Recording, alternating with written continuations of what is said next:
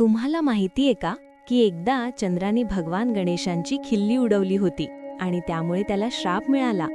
ही गणेश आणि चंद्र यांची एक रोचक कथा आहे.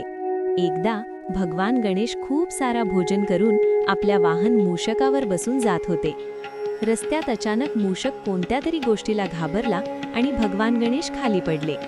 हे दृश्य पाहून आकाशात बसलेला चंद्र हसू लागला आणि त्याने भगवान गणेशांची खिल्ली उडवली.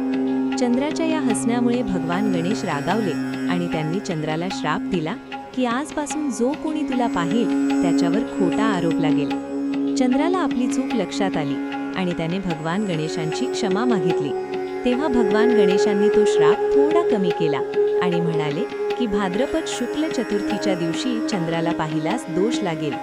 म्हणूनच आजही गणेश चतुर्थीच्या दिवशी चंद्र पाहण्याचे टाळण्याची परंपरा आहे.